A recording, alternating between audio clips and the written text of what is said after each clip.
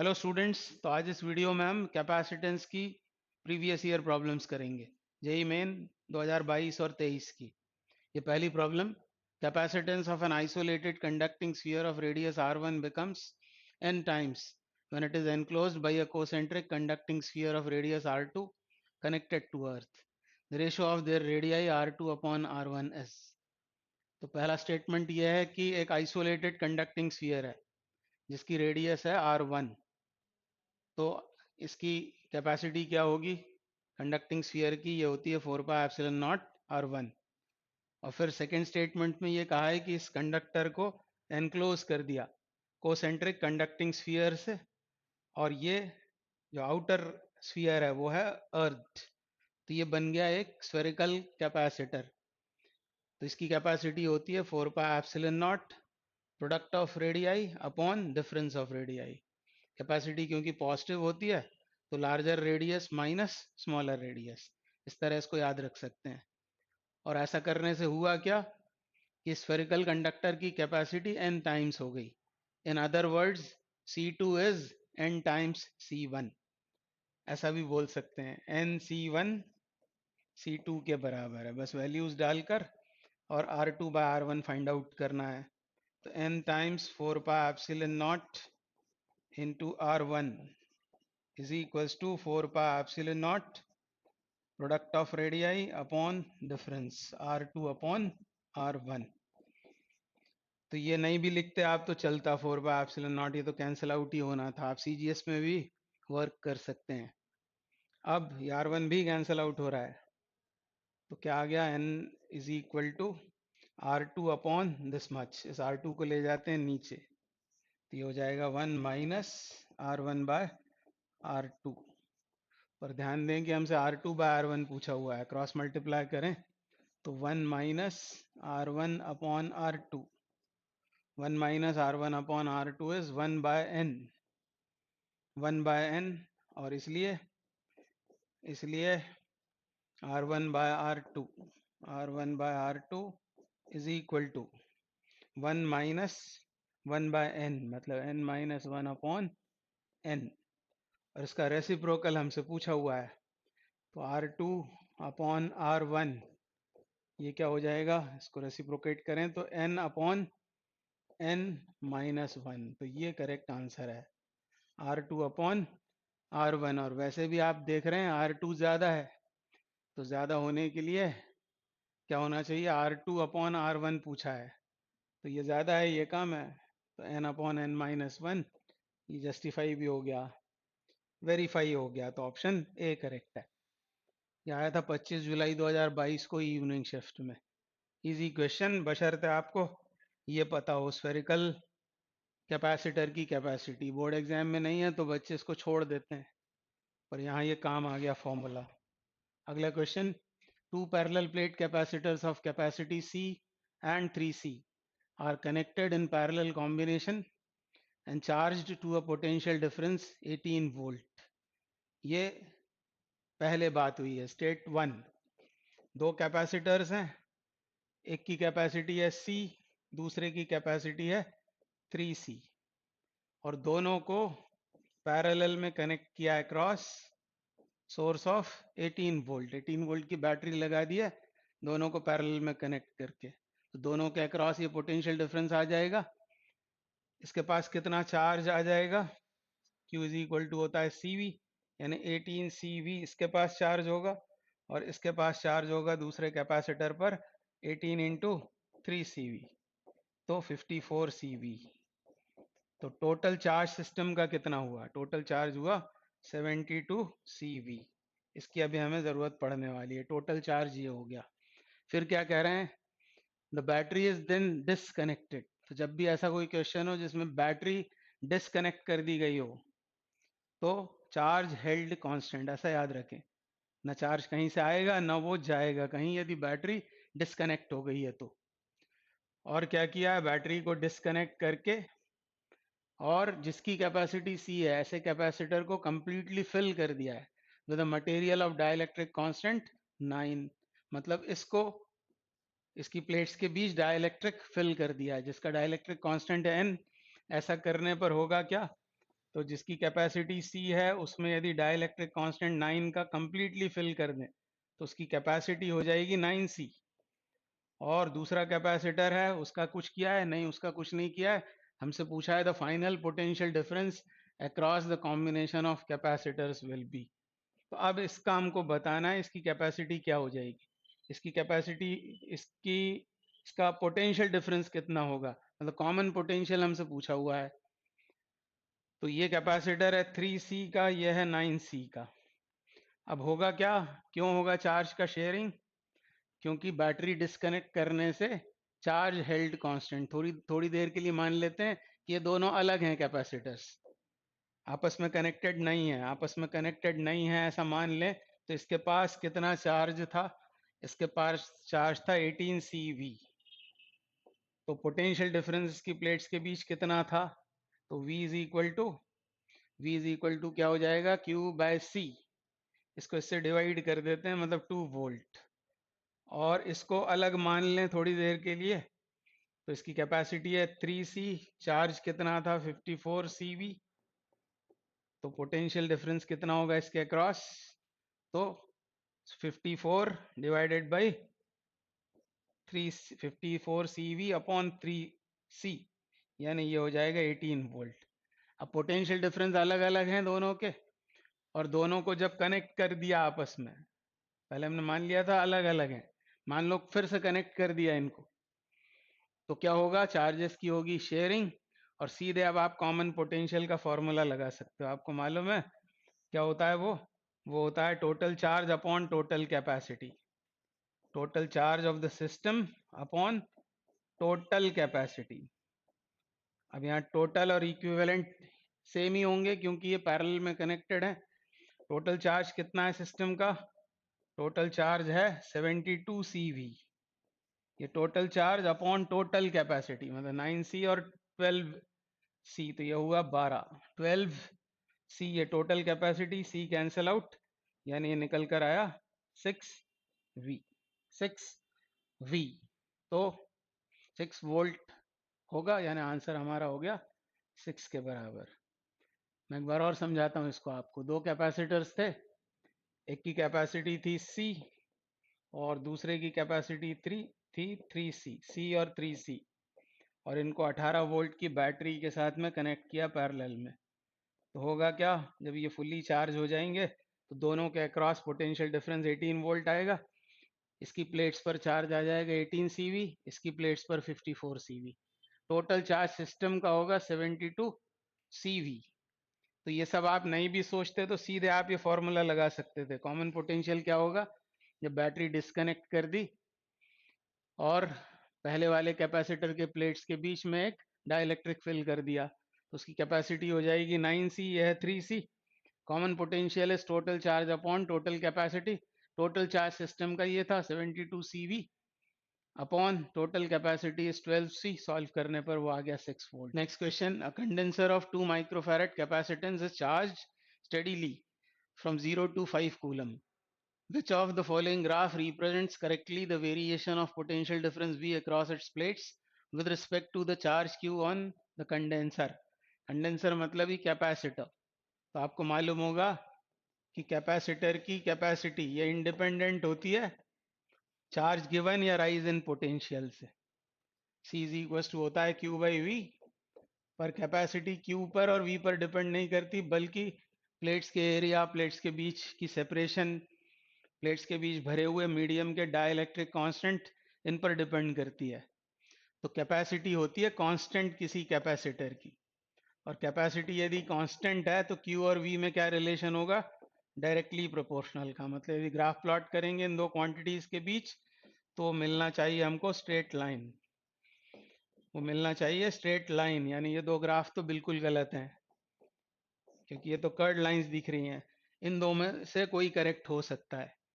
उसके अलावा यदि चार्ज को एक्स एक्सिस पर और पोटेंशियल को या वोल्टेज को वाई एक्सिस पर प्लॉट करें तो स्ट्रेट लाइन मिलेगी। और स्लोप क्या होगा इस ग्राफ का, स्लोप होगा वाई एक्सिस पर plotted quantity upon X axis पर plotted quantity V by Q, और V बाय Q मतलब हो गया 1/C, यानी कैपेसिटर का रेसिप्रोकल।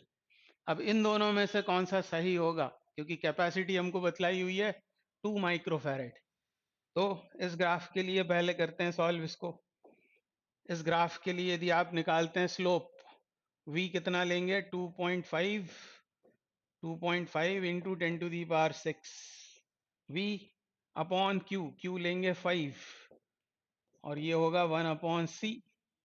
तो c कितना आना चाहिए 2 माइक्रोफैरेड। तो इसको कैंसिल किया 2 बार, तो बस ये कितना आ गया, c क्रॉस मल्टीप्लाई कर दें तो 2 इंटू 10⁻⁻6 नीचे जाकर ये न्यूमरेटर में ऐसा हो जाएगा, ये आएगा फैरेड में आंसर। इसका मतलब 2 माइक्रोफैरेड, यानी यही ग्राफ सही है ए। आप इसको भी करके एक बार देख लेंगे, ये गलत आएगा। कितना होगा ये 5 इंटू 10⁻⁶, ये पोटेंशियल डिफरेंस में change upon 5 is equal to 1/c। तो इसमें से तो c निकल कर आ रहा है कितना, 5 कैंसिल आउट, 10⁻⁻6 फैरेड यानी 1 माइक्रोफैरेड होगा इसमें कैपेसिटी, यानी ये गलत है। तो option A is the correct answer. अब ये next question 26 July 22 morning shift. A source of potential difference V is connected to the combination of two identical capacitors as shown in the figure. When key K is closed, the total energy stored across the combination is E1. ये कहानी number 1। इसको पहले solve कर लेते हैं। अब ये दो कैपेसिटर्स हैं जिनकी कैपेसिटी कितनी है C, फिगर में शो की हुई है। दोनों को पैरेलल में कनेक्ट किया अक्रॉस सोर्स V। जब ये की क्लोज्ड है तो सिस्टम के पास एनर्जी है E1।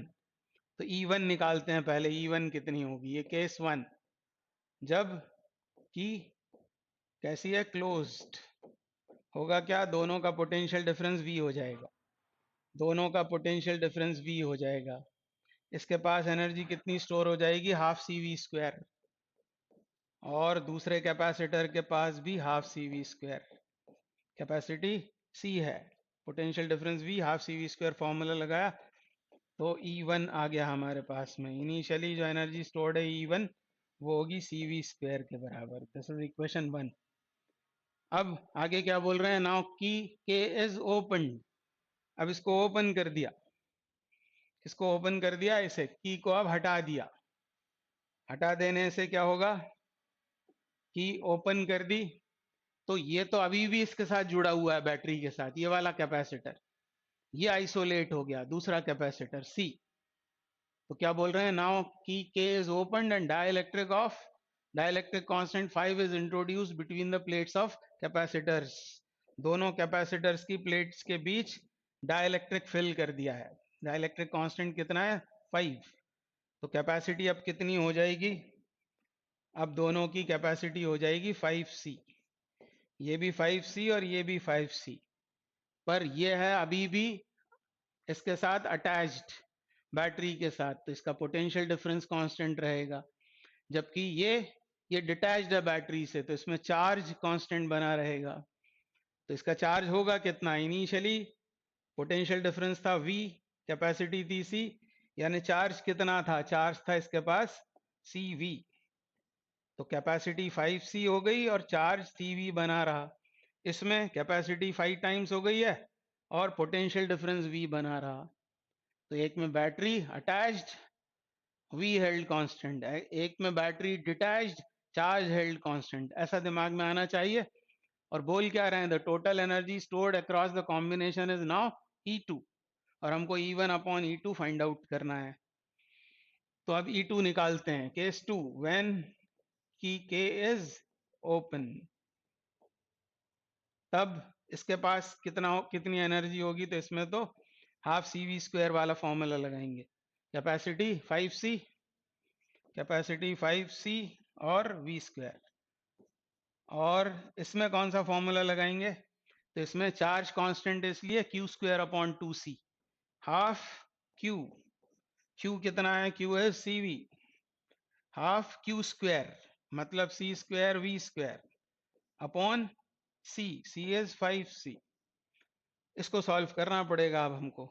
तो इसमें से हाफ वी स्क्वायर कर देते हैं, कांस्टेंट है बाहर, दोनों में common, half V square half V square, एक सी यहाँ से कैंसिल आउट हो रहा है, तो हाफ वी स्क्वायर बाहर जाने से इधर बचेगा 5c, और इधर क्या बचेगा, हाफ तो बाहर चला गया है, वी स्क्वायर भी बाहर, यहाँ आएगा c/5, c/5, और इसको सॉल्व करते हैं तो हाफ वी स्क्वायर, तो ये हो गया 26c अपॉन 5, ये आ गया E2, और हमको फाइंड आउट क्या करना है, E1 upon E2 find out करना है, तो दूसरे इंक से लिख देता हूं मैं, दूसरे पेन से, E1 upon E2, E1 upon E2, E1 कितना है, यह E1 CV square upon E2, ये सब कुछ लिखना पड़ेगा, तो CV स्क्वायर,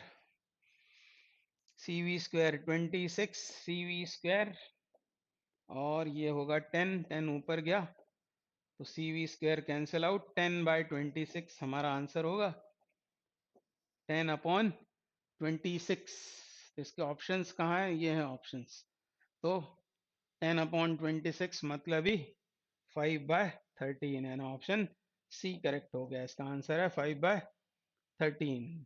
अगला क्वेश्चन करते हैं, the total charge on the system of capacitance C1 1 microfarad, C2 2, C3 4 और C4 3 microfarad connected in parallel is कितना होगा, हमको बताना है total charge, assume a battery of 20 volt is connected to the combination, तो बहुत ही आसान है, हर एक के अक्रॉस इतना पोटेंशियल डिफरेंस आ जाएगा, तो पहले कैपेसिटर के पास कितना चार्ज आ जाएगा, 1 माइक्रोफैरेड इंटू 20 वोल्ट यानी 20 माइक्रोकूलम, फिर दूसरे वाले पर 40 माइक्रोकूलम, तीसरे के पास 80 माइक्रोकूलम और 60, बस इन सबको जोड़ दो माइक्रोकूलम में, यही आंसर है, तो 60 और 40 हो गए 100, और 100 200 माइक्रोकूलम टोटल चार्ज होगा सिस्टम के पास में, तो इसमें तो कुछ करना ही नहीं था, 200 microcoulomb is the correct answer. The next question, a composite parallel plate capacitor is made up of two different dielectric materials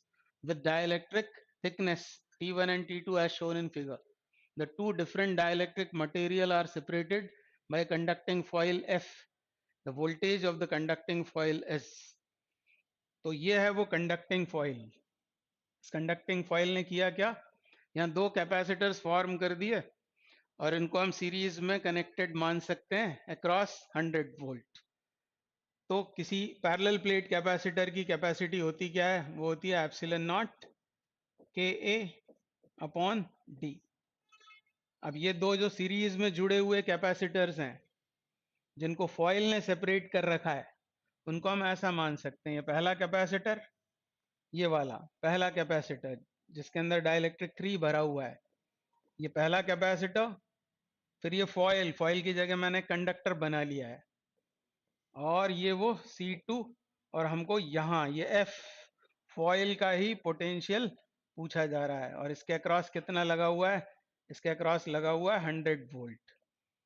अब इस फॉर्मूले से सोचें दोनों के लिए, ये तो सेम है, एप्सिलॉन नॉट, एरिया भी सेम है, यानी हम बोल सकते हैं C is proportional to dielectric constant upon वो जो थिकनेस बोला हुआ है इसको, सेपरेशन बिटवीन द प्लेट्स, ऐसा होगा। तो इस बात को ध्यान रखकर हम क्या लिख सकते हैं, C1 और C2 को का रेशो क्या लिख सकते हैं, तो पहले आएगा K1 और K2 का रेशो, मतलब 3/4, और इनवर्सली टू D है तो ये हो जाएगा 1/12, ऐसा हो जाएगा, इसको ऊपर ले जाएं तो कैंसल आउट होगा, 3:2, कैपेसिटी का रेशो 3:2 है। अब जैसा मैंने आपसे कहा था कि इन दोनों को हम सीरीज में कनेक्टेड मान सकते हैं, तो यदि कैपेसिटीज का रेशो 3:2 है तो पोटेंशियल डिफरेंस का रेशो कैसा होगा, इनवर्सली प्रोपोर्शनल। आपको मालूम है सीरीज में Q कांस्टेंट होता है, C और V होते हैं इनवर्सली प्रोपोर्शनल, तो कैपेसिटी का रेशो यदि 3:2 है तो पोटेंशियल डिफरेंस का रेशो होगा 2:3, मतलब इस 100 के करेंगे हम 5 हिस्से, 5 हिस्से करके 2 इसको दे देंगे, पांचवा हिस्सा उसका क्या होगा 100/5 यानी 20, इंटू 2, यानी इसके अक्रॉस आएगा 40 वोल्ट का पोटेंशियल डिफरेंस, और इधर कितना आएगा 3 यानी 60। हमसे पूछ रहे हैं ये फॉइल का पोटेंशियल, इधर कितना है ये 100 और 40 का आया ड्रॉप, यानी इसका पोटेंशियल कितना हो जाएगा, एब्सोल्यूट पोटेंशियल 60 वोल्ट हो जाएगा ना, आंसर हमारा 60 होगा। तो इस तरह लॉजिक से इसको सॉल्व करना पड़ेगा आपको। अगला क्वेश्चन क्या बोल रहे हैं, as shown in figure in steady state the charge stored in the capacitor is, microcoulomb में बताना है हमको, ये है वो कैपेसिटर, और स्टेडी स्टेट में हमको मालूम है कि जब ये कंप्लीटली चार्ज हो जाता है, इक्विलिब्रियम आ जाता है, तब ये ब्रांच किसी काम की नहीं है, करंट सिर्फ इधर फ्लो होगा इस तरह से। तो ये करंट हम फाइंड आउट कर लेते हैं कि करंट कितना है, पहले ये निकालते हैं। तो करंट होगा ईएमएफ कितना है 10 अपॉन टोटल रेजिस्टेंस, मतलब कितना 110 एम्पियर में ये आ गया करंट। अब इस ब्रांच में से कितना, इतना ही पूरा पूरा करंट बह रहा है, यानी पोटेंशियल डिफरेंस कितना है, पोटेंशियल डिफरेंस होगा आई आर के बराबर, यानी 110 इंटू 100, ये हो जाएगा, ये आएगा वोल्ट में पोटेंशियल डिफरेंस। और अब आप इसमें हमको चाहिए charge Q is equal to C V, पूरा पोटेंशियल डिफरेंस इसकी प्लेट्स के अक्रॉस अपीयर होगा, जो इस रेजिस्टेंस के अक्रॉस है, पूरा इसके अक्रॉस वो अपीयर होगा। तो सी वी, तो सी इज माइक्रो मतलब ऐसा, और ये वी कितना है 1000 है ऊपर, और नीचे है 110, 110, ये डेसिमल हटाएं तो ये हुआ 1100, तो 11 से ये 100 बार कैंसिल, तो 2 जीरोस कम हो गए, यानी ये हो गया कितना 10 इंटू 10⁻⁻6 कूलम, यानी इसका आंसर हो गया 10 के बराबर। तो correct answer is 10। Easy question है। फिर a slab of dielectric constant K has the same cross sectional area as the plates of parallel plate capacitor and thickness 3D by 4, where D is the separation between the plates. The capacitance of the capacitor when the slab is inserted between the plates will be.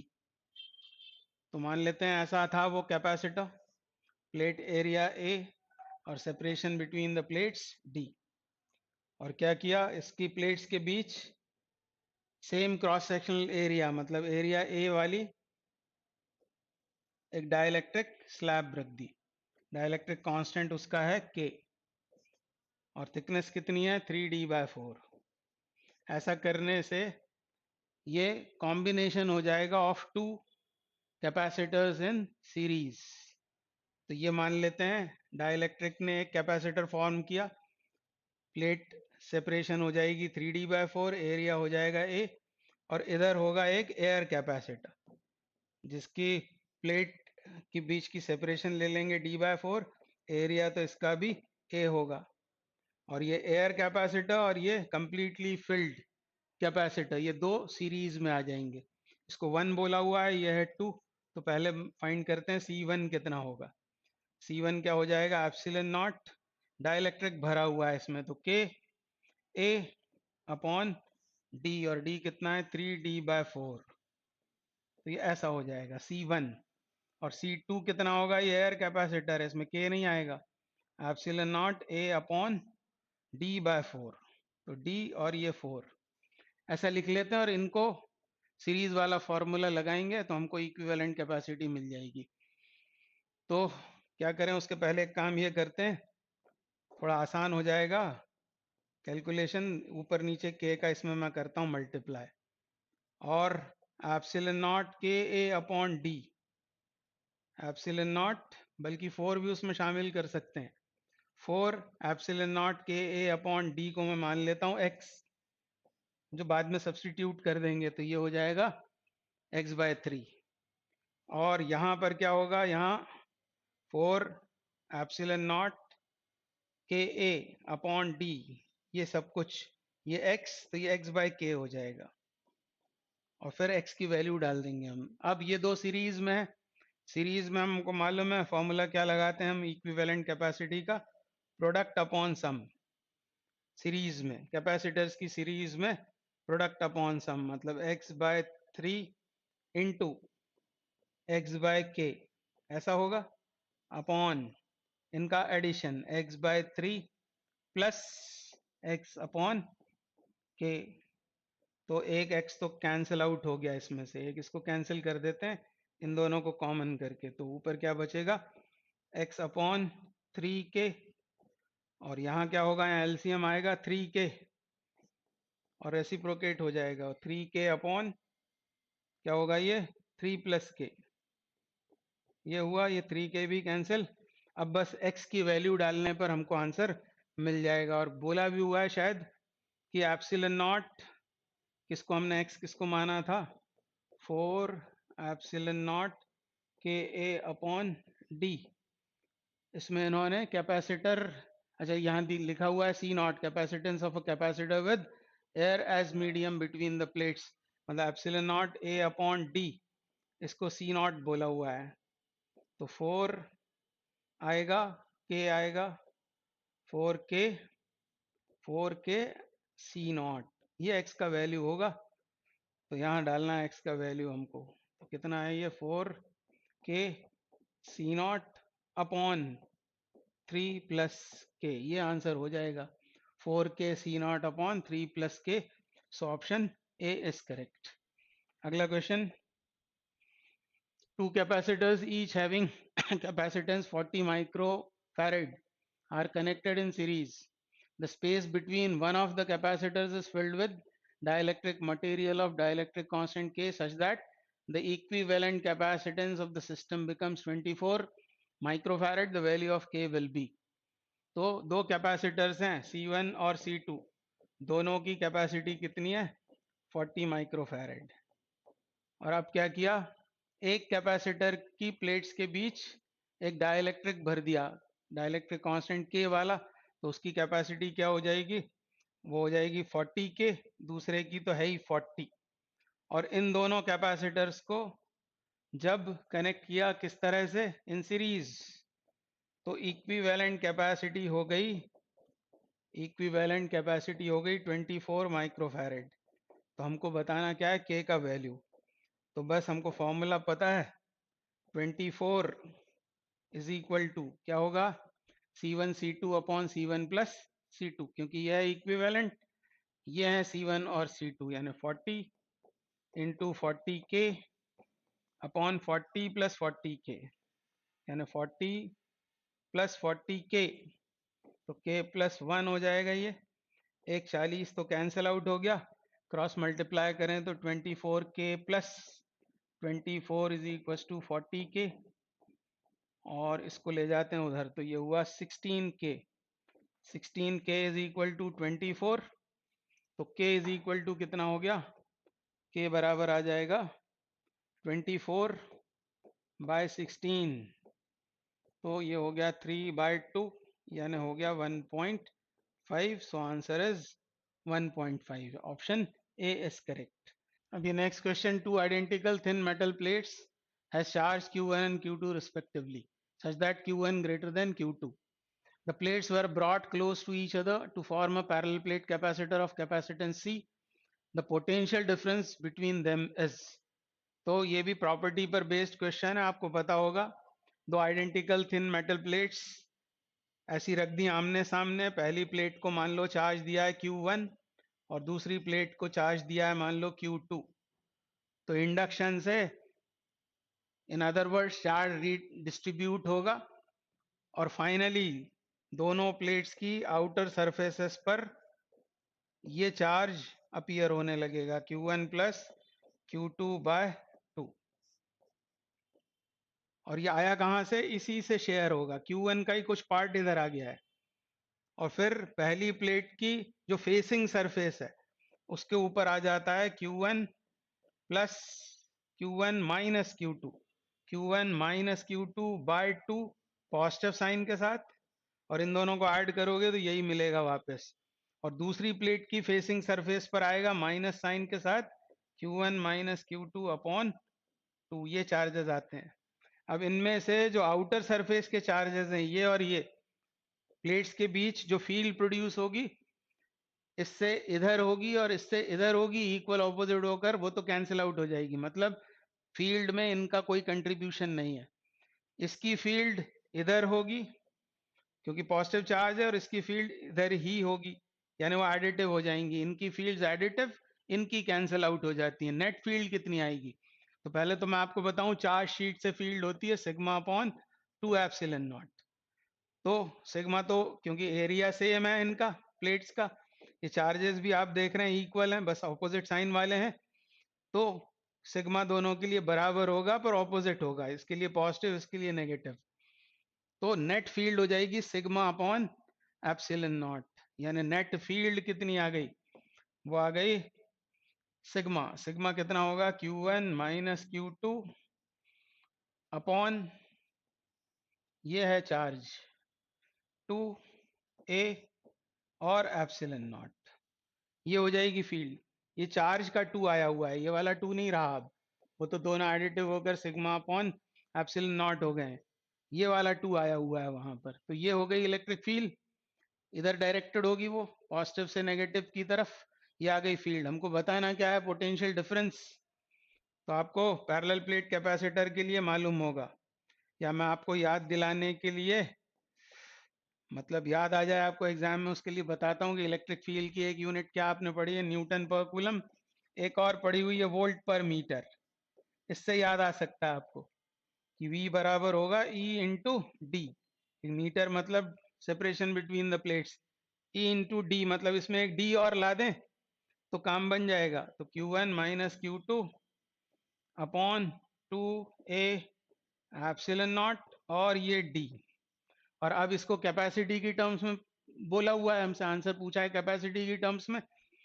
तो आपको पता है Q1 Q2 को तो यहीं रहने दें, और ये 2 को भी यहीं रहने दें, और एप्सिलॉन नॉट a इस d को यहाँ लाकर रख देते हैं। तो ये क्या बन गई? कैपेसिटी, यानी Q1 minus Q2 upon 2c। ये इस क्वेश्चन का आंसर होगा। Option C is the correct answer.